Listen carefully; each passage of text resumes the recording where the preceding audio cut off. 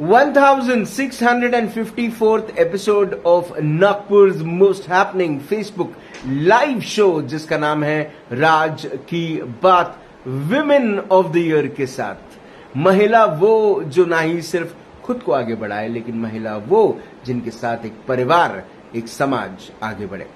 हमारे समाज में ऐसी कई सारी महिलाएं हैं जो ना ही सिर्फ अपने ऊपर लेकिन अपने परिवार के ऊपर भी जितना ध्यान रखती हैं, समाज पे भी उतना ध्यान रखती हैं और कोशिश करती हैं कि उनके अंदर में जो भी कला है, जो भी समर्पण का भाव है, वो अपने समाज के प्रति भी रखती हैं और कोशिश करती हैं कि उनके इस भाव को वो व्यक्त करें सेवा के माध्यम से, किसी को मदद करने के माध्यम से।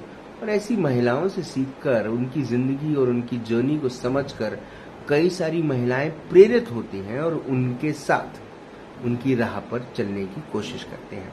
ऐसे मार्गदर्शन मिलते हैं इस शो के माध्यम से कि कई सारी महिलाओं के तो जीवन भी बदल गए। बड़े गर्व से कहता हूं मैं कि 500 से ज्यादा महिलाओं के इंटरव्यू करने के बाद मैं अब विमेन ऑफ द ईयर ये एपिसोड का मैं खुद इंतजार करता हूं, क्योंकि कब कौन सी महिला क्या सिखा दे पता ही नहीं चलता।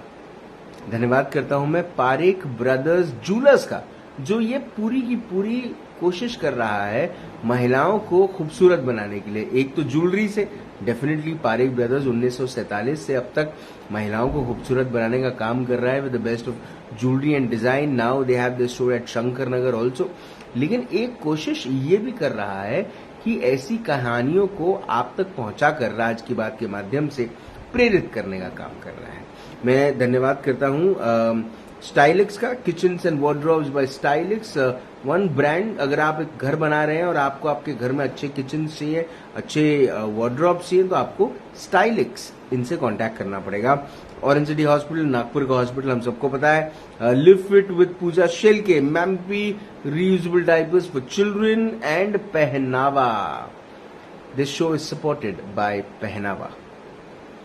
हमारी आज की मेहमान जो है वो एक चेस विजार्ड है। She is a chess champion, Maharashtra के सबसे बड़े खेल रत्न से सम्मानित, छत्रपति शिवाजी खेल रत्न से सम्मानित हमारी आज की महिला अपने आप में एक मार्गदर्शिका है। क्योंकि गोंदिया से जब कोई नागपुर आता है तो वो अपने साथ एक उम्मीद लाता है। एक छोटे टाउन से जब एक बड़े शहर में कोई आता है तो अपने आंखों में उम्मीद लाता है।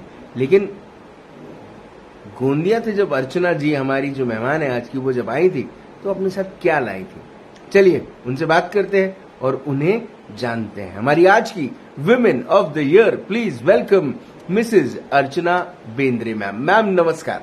नमस्कार मैम, स्वागत आपका राज की बात में। कैसी है मैम आप? बहुत बढ़िया। हमेशा से ऐसी सुंदर रही हैं। Thank you. मैम, बचपन से गोंदिया से शुरू करें कहानी? बिल्कुल, प्लीज बताएं। मेरा नाम अभी अर्चना अजय बेंद्रे। शादी के पहले मेरा नाम अर्चना रमेश कोतवाल। कोतवाल फैमिली ये गोंदिया की एक रिनाउंड फैमिली है। मेरे पापा तब जनसंघ का काम करते थे और उसी सिलसिले में 1977 में जब इमरजेंसी लागू हुई थी ना, तब मेरे पापा को भी अरेस्ट किया था। Oh my God. 14 महीने वो जेल में थे। लेकिन जेल में ही वो चेस सीखे और जब इमरजेंसी खत्म हुई और वो वापस घर आए तो उनके साथ हमारे घर में चेस आया। उन्होंने हमको सबको चेस खेलना सिखाया। उसी का फिर मैं मैचेस खेलने लगी। 83 में जो नेशनल चैंपियनशिप हुई थी उसमें मुझे अंडर 17 में फर्स्ट नंबर मिला था और उसी कारण मुझे फ्रांस में पेरिस में वर्ल्ड अंडर 16 में इंडिया को रिप्रेजेंट करने का चांस मिला था और मेरे साथ वी आनंद भी थे। जी, वी आनंद मतलब विश्वनाथन आनंद। विश्वनाथन आनंद जी। और उसके बाद 1986 में मुझे स्टेट की चैंपियनशिप मिली थी लेडीज की। 88, 89, 90 ये 3 साल मेरे चेस के करियर के बहुत अच्छे साल रहे। मेरा बहुत अच्छा परफॉर्मेंस रहा और उसी के कारण मुझे 91, 92 का शिव छत्रपति अवार्ड मिला। मेरे पति श्री अजय बेंद्रे ये इंडोनेशिया में काम करते थे और उसी के कारण 2012 में हम लोग इंडोनेशिया शिफ्ट हुए जी। मेरे 2 बच्चे हैं, अभिषेक बेंद्रे। अभिषेक की शादी हुई है, वो और बहुसुर भी ये दोनों सैन डिएगो रहते हैं। बेटी वैष्णवी आयरलैंड में मास्टर्स कर रही है HR। हम लोग इंडोनेशिया से वापस आने के बाद मैं नागपुर महिला क्लब से जुड़ी। हमारे क्लब की अध्यक्षा विलासिनी नायर, इनके गाइडेंस में हम नागपुर महिला क्लब के बहुत सारे एक्टिविटीज करते हैं, बहुत चैरिटीज करते हैं। और क्या बताओ मैम, ये जो चेस की दुनिया है थोड़ा सा उसके बारे में बात करते हैं। ओके। कि फादर साहब जेल से आए तो अपने साथ चेस लेकर आए, है ना? लेकिन आपकी रुचि खेल में कब सबसे ज्यादा हुई? मतलब कब ऐसा लगा कि ये खेल में मजा आ रहा है? एक्चुअली हम चेस खेलना शुरू किया, फिर स्कूल लेवल पे चेस की कंपटीशन हुई थी। हम लोग ने सोचा चलो हो रही तो भाग ले, तो वो मेरी पहली चेस की टूर्नामेंट थी जी। और वो चेस की टूर्नामेंट एकदम बेसिक वो 3 मूव्स की मेट लगाते हैं, इस टाइप का गेम खेल के बस जीती थी।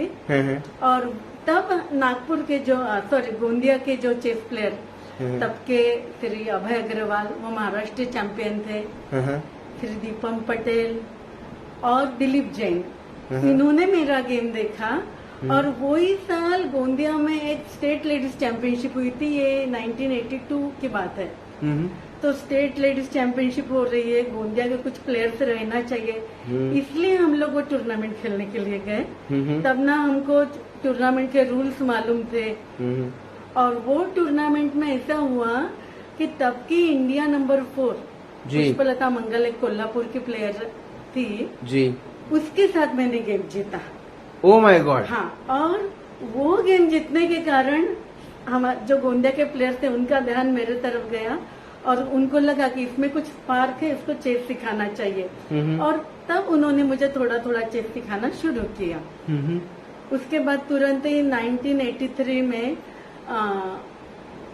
केरल में जी पाली में नेशनल वुमेन चेस चैंपियनशिप थी बराबर। किस कारणवश मैं वो टूर्नामेंट खेलने नहीं जा पाई, क्योंकि तब फोन का जमाना नहीं था जी, तो मैसेजेस मिलने के लिए भी बहुत टाइम लगता था जी। लेकिन मेरे पिताजी, उनको मुझ में बहुत कॉन्फिडेंस था और वो बोले कि नहीं अर्चना, तुमको ये चेस टूर्नामेंट यानी नेशनल चैंपियनशिप खेलने चलना है। और तब फिर उन्होंने कोशिश करके डोनर एंट्री लिए थी जी, AICF की नॉमिनी करके। और वहाँ वो टूर्नामेंट में तो सबके लिए मैं बहुत नई थी। उसका फायदा यह हुआ कि और मैं प्रिपेयर भी अच्छे से थी, तो एक से एक, यानी मुझे अभी भी याद है, तमिलनाडु की चैंपियन थी जी, केरला की चैंपियन थी, एक से एक वो चैंपियन को हरा के मैं 7 पोजीशन पे आई थी। और उसके कारण मुझे पेरिस का चांस मिला था इंडिया को रिप्रेजेंट करने का। अर्चना जी, जब पहली बार आप श्री विश्वनाथन आनंद जी से मिले, वो एक्सपीरियंस अगर याद करती हैं तो कैसा था? हाँ। मतलब किससे मिलने में ज्यादा मजा आया था? अजय जी से मिलने, जो आपके हस्बैंड है, उनसे मिलने में ज्यादा मजा आया था कि विश्वनाथन आनंद से मिलने में ज्यादा मजा आया?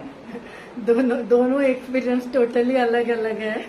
जब बी आनंद के साथ, यानी विश्वनाथ आनंद के साथ जब पेरिस गई थी जी, तब वो जस्ट जूनियर चैंपियन थे, तब उनका वर्ल्ड चैंपियन वगैरह बनने के थे जी। अब अंडर 16 ग्रुप में जा रहे हैं, तो वो भी तब नॉटी थे, सबका मजा लेना उनको भी मजा आता था।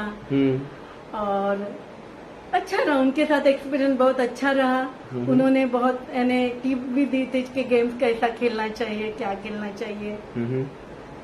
और मेरे लिए बताओ तो ऐसी थी कि एक गोंदिया जैसे छोटे गांव से जब मैं जा रही थी पेरिस, तो मेरे लिए तो एक बहुत बड़ा एक्सपीरियंस था।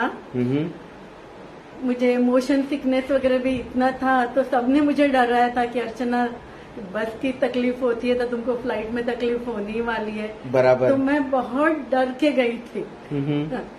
और वहां जाने के बाद भी इतना बड़ा एक्सपोजर था वो जी। सारे देश के पूरे वर्ल्ड चैंपियनशिप तो सारे देश के प्लेयर्स आए थे जी।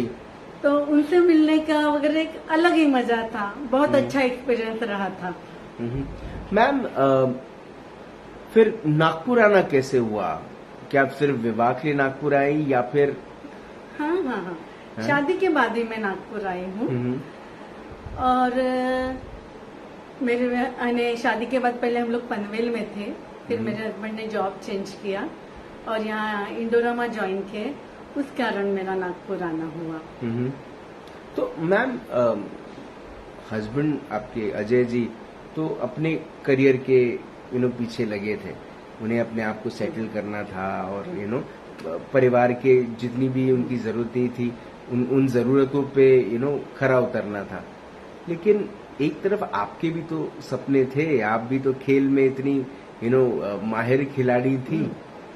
क्या हस्बैंड के साथ रहते खेल में कहीं ऐसा हुआ कि खेलना बंद किया या ऐसा हुआ था, कोई गैप आया था? एक्चुअली क्या हुआ, शादी के बाद एक तो फैमिली की रिस्पॉन्सिबिलिटीज आई जी। हाँ, मैं थोड़ा थोड़ा चेस खेलती थी तब भी जी। लेकिन मैं क्या हुआ, मेरे हेल्थ के प्रॉब्लम बहुत ज्यादा आए जी। और वो मेन रीजन था कि मुझे चेस से डाइवर्ट होना पड़ा। बाद में बच्चों की रिस्पॉन्सिबिलिटीज आई और एक पॉइंट ऐसा है कि मुझे सिलेक्ट करना था जी कि क्या करना है अभी। तब मैंने यही सोचा कि नहीं, अभी फैमिली की तरफ ज्यादा ध्यान देना है और उसी के कारण फिर मैं चेस से थोड़ी दूर होते गई। और मेन रीजन तो मेरी तबीयत का था, बहुत ज्यादा सब सीवियर प्रॉब्लम था। पर इतना बड़ा सम्मान, महाराष्ट्र का इतना बड़ा सम्मान आपको मिला, क्या एक्सपीरियंस था उसका? वो तो बहुत ही अच्छा एक्सपीरियंस है। शादी से होके सिर्फ 1 महीना हुआ था, हम हमारे एक रिलेटिव के यहाँ जा रहे थे, तो जैसे उनके घर पहुंचे तो उन्होंने अभिनंदन कहा। तो बोले क्या हुआ? तो बोले अभी टीवी पे आपका नाम अनाउंस हुआ है। तो तब बताया कि सचिन तेंदुलकर, अर्चना कोतवाल और विनोद कांबली, इन 3 नाम का अनाउंसमेंट हुई थी तो इनको शिव छत्रपति अवार्ड मिलना है। मुझे तो बहुत ही ज्यादा खुशी हुई थी क्योंकि मेरे बाबा ने, मेरे पिताजी ने जो मेरे लिए मेहनत ली थी चेस के लिए जी। हाँ, मुझे लगा था कि उनके मेहनत के लिए, उनकी जो इच्छाएं थी ये कुछ प्रमाण में वो पूरी हुई है। और छत्रपति अवार्ड जब मिला तब सचिन तेंदुलकर साथ में है, उसकी तो और एक खुशी थी क्योंकि सचिन तेंदुलकर तब नए नए यानी चेस के स्टार थे सब लोगों के लिए जी। और जब अनाउंसमेंट हुई थी तो मेरा नाम और मेरे नाम के बाद सचिन तेंदुलकर इनका नाम था जी। तो उसकी मुझे अलग खुशी थी जी कि अरे अपने बाजू में सचिन तेंदुलकर बैठने वाले हैं जी। और उसकी भी मजा बताती हूँ। जब हम लोग बैठ रहे थे तो मुझे सामने वाले रो में आखिरी सीट मिली, यानी सचिन तेंदुलकर पीछे वाली सीट पे पहले सीट पे गए, तो मुझे बहुत ये लगा था कि अरे उनके बाजू में बैठने का चांस मिस हो गया। लेकिन फंक्शन शुरू होने के थोड़ी देर पहले उन्होंने सबको एक एक सीट पहले शिफ्ट किया और सचिन तेंदुलकर मेरे बाजू में आए, उसका मुझे बहुत खुशी हुई थी। और सचिन तेंदुलकर इनसे बात भी की थी। मेरे मिस्टर ने बहुत सारे फोटो निकाले थे, तब रोल का जमाना था, कैमरा में रोल डालने का जी। पूरा फंक्शन खत्म होने के बाद जब हमने वो रोल धोने के लिए दिया तब पता चला अनफॉर्चुनेटली वो रोल घूमा ही नहीं था और एक भी फोटो हमको नहीं मिल पाया।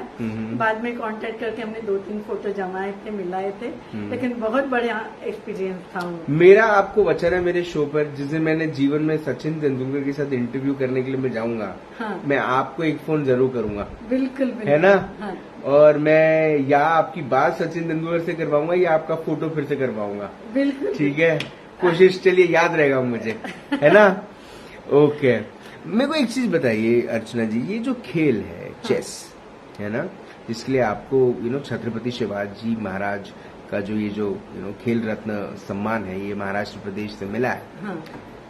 ये क्रिकेट जो एक खेल, देश का नेशनल गेम नहीं, लेकिन फिर भी सबसे चर्चित खेल यही है। कभी दुख होता है कि अपने गेम को इतनी इम्पोर्टेंस नहीं मिलती? ये गेम, क्योंकि चेस एकमात्र ऐसा गेम है जो आपको जीवन सिखाता है, आपको ना ही सिर्फ रणनीतियां सिखाता है, लेकिन आपको जीवन कैसे जीना चाहिए वो भी आपको सिखाता है। कब आपको अपने प्यादों को कॉम्प्रोमाइज करना होगा, कब आपको अपने मॉरल्स को, एथिक्स को दुश्मन के सामने खड़ा रखना होगा, कब आपको अपने वजीर की पूरी ताकत लगानी होगी, मतलब अपने इंटेलिजेंस की पूरी ताकत लगानी होगी, कब वो शक्ति का प्रमाण देना होगा। ये खेल जो है ये जीवन है। हाँ। आप क्या सोचते हैं खेल के बारे में? और ये खेल को इतना एक्सपोजर जो नहीं मिलता, क्या कभी कभी दुख होता है उसका? दो सवाल पूछा एक साथ। हाँ, नहीं, हम लोग जब खेलते थे तब चेस को उतना एक्सपोजर नहीं था, लेकिन कंपेरेटिव आज के युग में जी, या आज के इसमें चेस को अच्छा पॉपुलराइजेशन मिल रहा है, बहुत पॉपुलर है। अच्छे टूर्नामेंट्स होते हैं जिसका फंडिंग भी बहुत रहता है, प्लेयर्स भी बहुत आगे आ रहे हैं। तो मैं नहीं मानती कि हाँ ठीक है क्रिकेट ज्यादा पॉपुलर है, लेकिन एक ठराविक वर्ग ऐसा भी है जो चेस को बहुत चाहता है। और चेस तो रियली लाइफ के लिए बहुत सारी बातें सिखाता है। प्री प्लानिंग कैसा करना, किस टाइम कैसा आगे बढ़ना, कब पीछे आना, ये सारे बातें तो चेस से सीखने मिलती है और मुझे मेरे जिंदगी में इसका बहुत फायदा हो रहा है। चेस का वो कौन सा मूव है जो आप अजय जी पे अप्लाई करती है जब कोई अच्छी शॉपिंग करनी होती है? नहीं, हमारे घर में ऐसा नहीं है। हमारे यहाँ हर एक की अपनी स्पेस है। मुझे कुछ शॉपिंग करना है वगैरह, तो उसके लिए मुझे अजय जी की परमिशन नहीं लेनी पड़ती है। उन्होंने मुझे उतना फ्रीडम दिया है जी, बस। तो अच्छा, पहली बार जब शादी के बाद कभी आपने और अजय जी ने चेस खेला है? आई एम श्योर खेला खेला होगा एक आध बार मुझे भी नहीं याद, वो नहीं खेलना चाहते। अच्छा, आपके दोनों बच्चों में कौन अच्छा चेस खेलता है? हाँ, मेरा बेटा अभिषेक, वो छोटा था, यानी मेरी भी इच्छा थी कि मेरे बच्चों ने चेस सीखना चाहिए। अभिषेक अच्छा चेस खेलता था, लेकिन जब उसको प्रोफेशनल लेवल पे मैंने यानी कोच रख के चेस खेलना सिखाना शुरू किया, तब वो बोला मुझे चेस नहीं खेलना है। और मैंने मेरे बच्चों को फोर्स भी नहीं किया कि ये गेम में आगे बढ़ना है, लेकिन वो अभी भी बहुत अच्छा चेस खेलता है। और बेटी वैष्णवी, वो भी अच्छा खेलती है, लेकिन इनका सबका चेस अपने अपने लेवल पे हॉबी करके है। हॉबी करके? हाँ। तो आज भी आपने लेटेस्ट में कब खेला था चेस? मतलब कितने दिन पहले आपने चेस खेला है? मैं रोज चेस खेलती हूँ। रोज? आज तो ऑनलाइन का जमाना है जी। हाँ, तो जब भी किसी के साथ चेस खेलने का यानी ऑफलाइन वाला खेलना, तभी तो खेलती भी हूँ।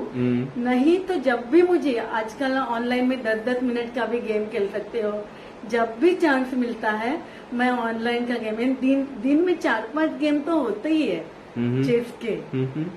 हाँ। अच्छा, और हेल्थ इश्यूज के बारे में आप कुछ कह रही थी, फिर मैं आपसे बात और एक बात बताना चाहती हूँ कि जैसे बताए कि हमारे फैमिली में चेस का बहुत अभी भी खेलते हैं, तो गोंदिया में मेरे भाई नितिन कोतवाल, ये मेरे बाबा के मेमोरी में ऑल इंडिया लेवल के रैपिड चेस टूर्नामेंट लेते हैं, और वो एक बहुत बड़ा इवेंट रहता है। सिर्फ कोविड के 3 साल वो नहीं ले पाए, उसके पहले 5 साल वही टूर्नामेंट लिए, और अभी भी ये साल अभी 8 और 9 जुलाई को फिर से वो एक टूर्नामेंट लिए।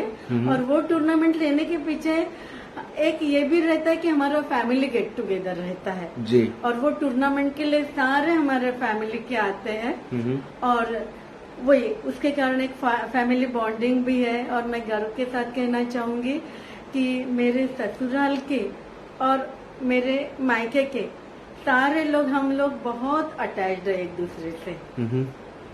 ओके, ये आपने हेल्थ इश्यू के बीच में बात की थी, वो एक ऐसा एक कारण था जिसकी वजह से आपने चेस खेलना थोड़ा सा अवॉइड किया या दूर हो गई आप चेस से। तो उसके बारे में बताना चाहूंगी कि मेरे जब अभिषेक के समय में प्रेग्नेंट थी तब मुझे तकलीफ शुरू हुई थी। पहले तो डॉक्टर ने बताया कि 1000 में एक केस होती है प्रेगनेंसी में ऐसी। तब नागपुर में MRI नहीं था। तो हम कौन से वर्ष की बात करें? 1900? ये बात है 94-95 की। तो जितनी भी पॉसिबल थी टेस्ट करना वो सब किए, लेकिन वो तो नॉर्मल आती थी। और बाद में जब मुंबई जाके MRI किया तब डिटेक्ट हुआ कि मेरे L1 to L3 वर्टिब्रा पे ट्यूमर था। Oh my God. हाँ, तो उसका डिटेक्शन के लिए भी टाइम लगा था। ऑपरेशन के बाद ठीक हो गया, लेकिन वो 3 साल मेरे लाइफ के एकदम क्या बोलते हैं, बहुत डिफिकल्ट। हाँ, बहुत ही क्रिटिकल ईयर्स थे। उसके बाद 2003 में फिर से मुझे ब्रेन ट्यूमर हुआ था। वो हिंदुजा में जाके उसका ऑपरेशन हुआ। उसके बाद वो तो मुझे सेकंड लाइफ मिला, अभी तो मैं सेकंड लाइफ जी रही हूँ। और ये तो मेन प्रॉब्लम था, ऐसे छोटे छोटे भी हेल्थ इश्यूज हमेशा आए। तो उसी के कारण मैं चेस से ऐसी दूर नहीं हुई, ये कॉम्पिटिटिव दुनिया से दूर हुई। बाकी तो चेस का लगाव वैसे ही है। अभी भी बहुत चेस खेलती हूँ, बहुत लोगों को गाइड करती हूँ। कोविड पीरियड में मैंने चेस के क्लासेस लिए, मुझे बहुत अच्छा रिस्पांस मिला। अभी भी बहुत लोग पीछे लगते हैं, लेकिन अभी मैं खुद को ऐसे बांध के रखना नहीं चाहती, क्योंकि एक बार चेस के क्लासेस लेना है तो एक लिमिटेशंस आता है, और वो लिमिटेशन मुझे नहीं चाहिए। जो भी मुझे एडवाइस चाहता है चेस के गेम के बारे में, मैं हमेशा करती हूँ। और सबके लिए ये मेरे साइड से ओपन ही है कि जो भी चेस का गाइडेंस चाहता है, मैं इस बारे में ये भी बताना चाहूंगी कि आजकल इसमें बहुत प्रोफेशनलिज्म आ गया है जी। लेकिन हम लोग जब चेस खेलते थे तब जो चेस सिखाने वाले थे वो किसी कुछ बात की अपेक्षा न रखते हुए मुझे गाइडेंस मिला है चेस का जी। तो मैं भी उस लेवल से गाइड करना चाहती हूँ। तब और एक बात बताना चाहूंगी कि छोटे शहर में रहने के कारण, सॉरी गांव में, तुमको इतना एडवांटेज मिलता है।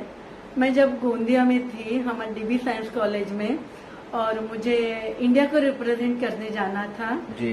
तो हमारा DB का साइंस कॉलेज यानी मुझे 29 मार्च को निकलना था गोंदिया से जी। और 21, 22, 23 मार्च में हमारी फाइनल एग्जाम थी। तब कॉलेज ने मुझे क्या बोलते बताया था कि तुम फाइनल एग्जाम के लिए सीरियसली पढ़ाई मत करो, तुम जो 3-4 क्वेश्चन पढ़ के आओगे वही पेपर में लिखो। यानी ये कोऑपरेशन जी ये कॉलेज से मुझे मिला। ऐसा कॉलेज सबको मिलना चाहिए। हाँ ये छोटे लेकिन बड़े शहरों में नहीं मिलता जी। मैं भारतीय विद्या भवन में भी टीचर थी, मैथ लैब इंचार्ज करके जॉब किया। और तब जब बच्चे जाते थे स्कूल को पार्टिसिपेट करने के लिए, जब वापस आते थे और बताते थे एग्जाम के टाइम कि मैम हम कल ही टूर्नामेंट खेल के आए हैं, तो मेरे मन में उनके लिए बहुत सिंपैथी रहती थी, सॉफ्ट कॉर्नर रहता था। लेकिन बाकी के टीचर्स मुझे बोलते थे नहीं। तो ये फर्क तब मुझे ध्यान में आता था कि देखो छोटे गांव में कितना कॉम्प्रोमाइज करते हैं, यानी कोऑपरेट करते हैं, लेकिन बड़े शहरों में ये कोऑपरेशन नहीं मिलता। लेकिन ये कितनी बड़ी ये कितनी दुखद बात है कि कुछ जो लोग आपको स्कूल लेवल पे रिप्रेजेंट करते हैं, कॉलेज लेवल पे, डिस्ट्रिक्ट लेवल पे, स्टेट लेवल पे, देश के लेवल पे, और जब उनकी जरूरतों की बात आती है, उनकी बेसिक जो जरूरतें हैं जीवन में, उसकी जब बात आती है, तब स्कूल का एडमिनिस्ट्रेशन, कॉलेज का एडमिनिस्ट्रेशन, शहर के एडमिनिस्ट्रेटर्स, नेता सब गायब हो जाते हैं। ये दुखद है। सही बात है ना। हाँ। ये कितने दुख की बात है हाँ। कि एक खिलाड़ी को जो अगर जीतता गया तो वो आपको गौरवग्रत महसूस कराएगा। सही बात है ना। वो भावना अमूल्य है, मतलब उसकी कोई वैल्यू नहीं है।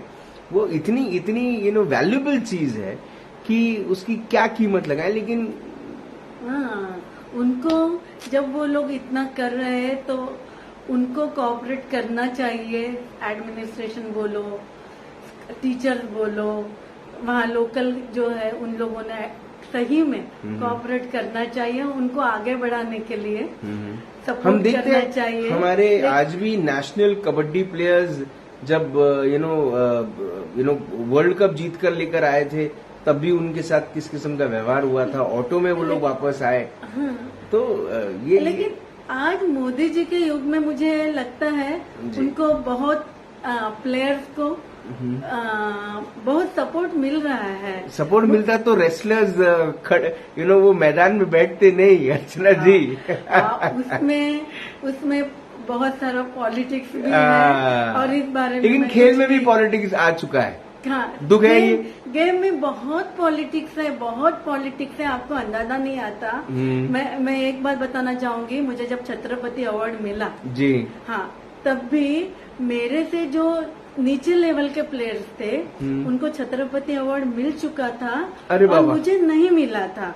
तो वो लोग मुझे बोलते थे कि अर्चना, हमसे तो तुम ज्यादा काबिलियत हो, तुमको क्यों नहीं मिला। तब मैं उनको ये बोली थी कि तब यहाँ विदर्भ चेस एसोसिएशन था जी। तो मैं बोली अरे हम हमारे एसोसिएशन को पूछते हैं तो वो हमको ये बोलते कि नहीं, ये अपने लिए नहीं है। तब की बात यह है कि मैं गोंदिया जैसे छोटे शहर की थी, मैं नागपुर की नहीं थी, इसलिए मुझे कुछ भी सपोर्ट नहीं मिलता था। और बाद में मेरे चाचा जी ने पेपर में देखा कि छत्रपति अवार्ड के लिए फॉर्म्स मंगा रहे हैं। मैंने डायरेक्टली वहाँ पूना का जो था क्रीड़ा संचालन ने वहाँ अप्लाई किया डायरेक्टली। तब उनसे पूछताछ की गई कि इतनी काबिलियत प्लेयर होने के बाद भी एसोसिएशन की तरफ से क्यों नहीं आ रहा है। उसके बाद यहाँ के एसोसिएशन वालों ने मेरा नाम सजेस्ट किया और मुझे तुरंत मिला था। लेकिन बोलते ना, जो होता है वो भले के लिए होता है जी। उसमें से भली बात ये थी कि मुझे जो साल छत्रपति अवार्ड मिला वो दिन उनका जो प्राइज मनी था वो 5,000 से डायरेक्ट 25,000 हुआ। अरे वाह वाह। तो जब भी जो भी होता है अच्छे के लिए होता है, भले के लिए होता है, भले के लिए होता है और अच्छे के लिए होता है। और ये बात को मैं बहुत ज्यादा मानती हूँ। अच्छा, मुझे बताइए कि वक्त के साथ हम देखते हैं कि सिर्फ खिलाड़ियों के साथ नहीं, लेकिन आर्टिस्ट के साथ भी कहीं ना कहीं उसे भी बहुत स्ट्रगल करना पड़ता है। आप ये शब्द जो है स्ट्रगल, इसको किस तरह से देखती हैं? स्ट्रगल, देखो लाइफ है तो स्ट्रगल है और स्ट्रगल करके जो चीज हमको मिलती है जी, उसका आनंद कुछ वो वर्णन नहीं कर सकते हैं। तो जब तक स्ट्रगल नहीं करेंगे तब तक वो चीज का मजा नहीं आएगा। तो जिंदगी में स्ट्रगल करना ही है और उसको डट के फेस करना है। शादी एक एसोसिएशन है ना? शादी अपने आप में एक एसोसिएशन है जहाँ पर जो हस्बैंड है वो अपनी वाइफ से रोज कुछ ना कुछ सीखता है और वाइफ भी कभी कभार हस्बैंड से कुछ ना कुछ सीख लेती है ना, कभी कभार। तो आपने अजय जी से क्या सीखा? अजय बहुत सिंसियर है, हार्ड वर्किंग है, वो जो करना चाहेंगे वो करते ही है और उनमें पेशेंस नाम की बहुत बड़ी चीज है। तो पेशेंस तो मैंने अजय जी से ही सीखा है। ठीक है, तो कोई एक एग्जांपल दीजिए कि कैसे आप पेशेंट रहती हैं? बिल्कुल पेशेंस, हाँ, पहला पेशेंस बताती हूँ जो सीखा है। जब भी हम लोग सिग्नल पे जाते थे जी, तो देखो यदि ग्रीन सिग्नल चालू है तो वो रेड होने के पहले हमको हमारे ये गाड़ी निकालनी है, इसलिए हम लोग स्पीड बढ़ाते थे। लेकिन उनके साथ जब मैं गाड़ी में बैठी थी तब ग्रीन सिग्नल है और वो चला है तो वो कभी भी स्पीड नहीं बढ़ाएंगे। वही बोलते थे अरे 1-2 मिनट रुकने के लिए क्या जाता है हमारा जी। और ऐसे और बहुत एग्जाम्पल्स है तो मैं आपको, लेकिन है पेशेंट। कितने साल हो गए आपके विवाह? मैं हमारे शादी को 30 साल हो गए। 30 साल हो गए अभी। ओके, ये मैं आपसे जरूर पूछना चाहूंगा, समाज में बहुत सारे बदलाव आए हैं वक्त के साथ। हम देख रहे हैं कि आजकल की जो लड़कियां हैं उनका भी फोकस करियर है, क्योंकि आपकी खुद की बेटी है, इसलिए मैं ये बात आपसे पूछ सकता हूँ। एज अ मदर आप जरूर जवाब दे सकती है, बट एज अ महिला भी आप इसको थोड़ा सा आप सोच कर बताएं कि लड़कियां जो हैं वो काम करना चाहती हैं, वो जीवन में आगे बढ़ना चाहती हैं, नाम कमाना चाहती हैं, करियर बनाना चाहती हैं, अपना एक मुकाम हासिल करना चाहती हैं, लेकिन सोसाइटी का जो प्रेशर है वो प्रेशर एक उम्र के बाद हो जाता है कि शादी कब कर रही हो, सही बात, सेटल कब हो रही हो, हाँ। है ना। और कई सारी लड़कियां ये भी आजकल सोच रही हैं कि उनको विवाह नहीं करना। आप क्या सोचते हैं? मुझे लगता है कि विवाह करना चाहिए। बोलते ना, लड्डू खा के पछताओ, लड्डी न खा के पछताओ, तो बेटर है लड्डू खा के पछताओ। जी। आप पछता रही है? आप मैं बिल्कुल नहीं पछता रही हूँ। ठीक है। तो लेकिन आज का जो जमाना है, लड़कियां अच्छे से पढ़ रही है जी, जॉब कर रही है, फाइनेंशियली सिक्योर हो गई है। बिल्कुल। हाँ, ऐसा शादी करके भी तो ये सब कर सकती है जी। हाँ, और जो कुछ बोलते हैं ना कि करियर कर रही है, और जब भी है तो हर एक चीज का एक समय होता है जी। तो सारे चीजें उन्होंने समय पे करनी चाहिए। जैसे एक समय था कि हमारे पहले की जनरेशन में 20-21 साल शादी की उम्र मानते थे जी। हमारे जनरेशन में वही 24-25 साल हो गई। बिल्कुल। अभी नेक्स्ट जनरेशन में वो 27-28 साल हो गई। जी। तो ठीक है ना, ठीक है, उसमें कुछ भी नहीं है, लेकिन हर एक बात तुम शादी टाइम पे करो। फिर जब इश्यूज का है तो ठीक है ना, जब माँ बनना है वो भी टाइम पे, और उसके कारण तुम्हारा करियर खराब नहीं होता, क्योंकि करियर हर्ट नहीं होता। बस 2 साल के लिए तुमको अपने करियर से थोड़ा पीछे जाना पड़ता है। मेरा ये ओपिनियन है कि सब कुछ टाइम पे करो। 2 साल करियर पीछे गया तो कोई फर्क नहीं पड़ता, आगे पूरी जिंदगी पड़ी है आगे बढ़ने के लिए। हर एक बात का जो टाइम है वो सब करेक्ट टाइम पे करना चाहिए। जब आप ये जो सब्जेक्ट है जिसके ऊपर मैं आपसे सवाल पूछ रहा हूँ, इस पर आप क्या सोचती हैं जरूर बताइएगा। नंबर ऑफ डिवोर्सेस जो बढ़ रहे हैं उसके बारे में क्या सोचती हैं? आजकल लड़कियां फाइनेंशियली जो ये हो गई, इंडिपेंडेंट हो गई है, तो उसके कारण का ये ईगो प्रॉब्लम बहुत ज्यादा आ रहा है हस्बैंड वाइफ में, जो नेक्स्ट जनरेशन है जी। तो यदि दोनों में बेटर अंडरस्टैंडिंग रहा, हाँ, तो उनका ये मैरिज सक्सेसफुल हो सकता है। लेकिन देखो, पहले के जमाने में शादी यानी वो निभानी है जी। हस्बैंड वाइफ दोनों अपने अपने साइड से एडजस्ट करते थे। आजकल के जनरेशन में वो थोड़ा कम दिखता है, दोनों जन का ईगो प्रॉब्लम आता है। तो ऐसा लगता है ठीक है, दोनों का ईगो है, जो कुछ प्रॉब्लम आती है एक दूसरे से शेयर करो, उसमें से सॉल्यूशन निकालो और आगे बढ़ो। क्या रहता है, शेयर नहीं करते, एक दूसरे के साथ समझ नहीं लेते, फिर क्या मिसअंडरस्टैंडिंग बढ़ता है ईगो के कारण। फिर मैं क्यों झुकूं? एक्चुअली मैरिज सक्सेसफुल होना है तो दोनों को भी थोड़ा थोड़ा झुकना है, तभी मैरिज सक्सेसफुल होगा। चाइल्ड अडॉप्शन के बारे में क्या सोचती हैं आप? चाइल्ड अडॉप्शन के बारे में क्या सोचती हैं? चाइल्ड अडॉप्शन अच्छी बात है। एक अच्छे यानी एक जो अनलकी बच्चा है उसको अच्छी जिंदगी मिलती है, ये मेरा सोचना है आपका। हाँ, बिल्कुल ठीक है।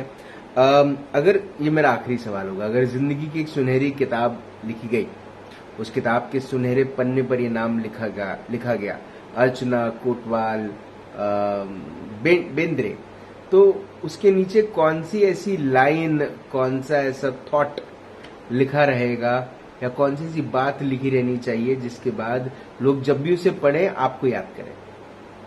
यही कहना चाहूंगी कि जो भी प्रॉब्लम आता है उसको बोल्डली फेस करो, और वो प्रॉब्लम के बियॉन्ड देखो, कुछ एक अच्छी सुनहरी सुबह तुम्हारी राह देख रही है जी। हाँ, बस फेस करो, बोल्डली फेस करो हर प्रॉब्लम को, बोल्डली फेस करो, डरना नहीं। जो भी प्रॉब्लम आता है उससे डरना नहीं है, बस अच्छा कुछ होने वाला है ये देख के उसको बोल्डली फेस करना है। अर्चना जी, आपका जो जीवन है और आपकी जो कहानी है, ये अपने आप में बहुत इंस्पायरिंग है। आपने जो भी कारणों से चेस खेलना बंद किया, प्रोफेशनली मैं बोल रहा हूँ, वो रीजंस आपको पता है, लेकिन सबसे खूबसूरत बात यह है कि आप एक ट्रू सेंस में एक प्लेयर रही हैं, खिलाड़ी रही हैं, जिन्होंने जीवन का खेल जो है वो बड़ी खूबसूरती से खेला है। और आज आप नागपुर महिला क्लब, मिसेस विलासनी नायर, जिन्होंने आपका नाम भी रेकमेंड किया, विलासनी मैम ने, ऐसी कई सारी महिलाएं, भारती दिसवाल, प्रेमलता तिवारी, ऐसे बहुत सारे नाम हैं जिनसे भी इंस्पायरिंग बातें जानने को मिली। आज आपके जीवन की वो बातें समझने को मिली, जिसमें ये समझ में आ गई कि आप ऐसी प्लेयर हैं जो रुकी नहीं। और मुझे ऐसा लगता है ये जो कहना है ना आपका कि रुकना नहीं है, बोल्डली हर चीज को फेस करना है और आगे बढ़ते रहना है, क्योंकि अगर आपको जीतना है तो आपको चलते रहना पड़ेगा। अगर आप रुक गए तो आप हार जाओगे, है ना। आपने अपना वक्त दिया, आपने हमसे बात करी, आपने हमें इंस्पायर किया, उसके लिए बहुत बहुत धन्यवाद। Thank you so much Archana ji. Thank you. Archana Bendre, the Chhatrapati award winner of one lady to whom I think you should have great respect। मजा आ गया, मतलब इतना कुछ जानने को मिला आज अर्चना जी के जीवन के बारे में जिसकी कोई हद नहीं। लेकिन देखिए कितनी खूबसूरत बात है कि एक लड़की गोंदिया से उस लेवल पर पहुंचती है जो महाराष्ट्र का सबसे बड़ा सम्मान है, प्रदेश का सबसे बड़ा सम्मान उन्हें मिलता है। लेकिन जिंदगी को कुछ और कुछ और प्लान्स थे। आज वो नागपुर महिला के साथ, क्लब के साथ जुड़ी हैं, बहुत सारे सोशल वर्क से जुड़ी हैं, बहुत सारा काम करती हैं। द बेस्ट पार्ट इज कि उनके हस्बैंड ने भी उनको इतना काबिल बना दिया है कि वो जीवन में आगे बढ़ी। दो ऐसे पुरुष जो अर्चना जी के जीवन में बड़े महत्वपूर्ण जिन्होंने रोल निभाया, एक डेफिनेटली उनके पिता कोतवाल साहब और दूसरे उनके हस्बैंड अजय बेंद्रे जी। अगर ये दो ऐसे व्यक्ति विशेष नहीं होते तो शायद आज अर्चना जी उस मुकाम पर नहीं पहुंच पाती जिस पर हैं। लेकिन ये मुझे ऐसा लगता है कि ये जो विमेन ऑफ द ईयर जो शो है ना, ये जितना लेडीज ने नहीं देखना चाहिए उतना ज्यादा पुरुषों ने देखना चाहिए, ताकि उनको ये भी समझ में आए कि एक महिला का भी जीवन होता है और उसकी जीवनी जो है वो भी बहुत इंस्पायरिंग हो सकती है ना। ये बात आज की लड़कियों के लिए कहना चाहता हूँ कि जो बात अर्चना जी ने भी कही कि हर चीज का एक वक्त होता है। हकीकत जो है वो यही है कि हर चीज का एक वक्त है। लेकिन अगर आपको ऐसे व्यक्ति के साथ आपका विवाह हो गया जो आपको आगे बढ़ाना चाहता है, तो इससे खूबसूरत बात और क्या हो सकती है। वो भले किसी भी उम्र में आपको मिले और किसी भी उम्र में आप ये डिसाइड करें कि आपको विवाह करना है। लेकिन अगर आप लेट विवाह करेंगे तो उसकी रेपुकेशंस हैं, और ये बात समाज में पॉजिटिव वे में जाए तो और अच्छा होगा कि सही समय पर शादी करने पर, सही समय पर बच्चे होने पर उनका भी विकास बराबर होता है और बायोलॉजिकली एक महिला का जो शरीर है वो भी बराबर मेंटेन रहता है। एक बात और जो अर्चना बेंद्रे जी से सीखने को मिलती है वो ये है कि हम अगर रुक गए ना तो गड़बड़ हो जाएगी। हमको चलते रहना है, हर चीज को हमको फेस करते रहना है। मंजिल मिले ना मिले ये मुकद्दर की बात है, हम कोशिश भी ना करें ये गलत बात है। कोशिश तो करिए, क्या पता आपकी कोशिश आपको एक अलग मुकाम पर पहुंचा दे। और अगला इंटरव्यू मैं आपके साथ करूं और आप ये कहें कि धन्यवाद राज, आपने हमारा इंटरव्यू किया। आज अर्चना जी से बात करके बहुत मजा आया। एक ऐसे स्पोर्ट स्टार से आज मुलाकात हुई जिन्होंने अपने पिता का, अपने समाज का, अपने गोंदिया जैसे जगह का और अपने प्रदेश का नाम रोशन किया। ये शो को जरूर शेयर कीजिएगा, लाइक कीजिएगा। आपसे फिर होगी मुलाकात इन राज की बात। तब तक आप अपना ध्यान रखें, सुरक्षित रहें, स्वच्छ रहें, स्वस्थ रहें, मस्त रहें, खुश रहें, व्यस्त रहें, परिवार के साथ एक ऐसा एक अच्छा वक्त बनाएं। और अगर आपके परिवार में एक छोटी सी बिटिया है जो अपने फादर के नक्शे कदम पर चलती है, अपने फादर की हर बात को बारीकी से सुनती है, अपने फादर के बताए हुए मूल मंत्र को अपने जीवन के मूल मंत्र बनाकर एक मुकाम पर पहुंचती है, तो समझिए वो अर्चना कोतवाल बेंद्रे बन रही है। जिंदा रहें। जय हिंद।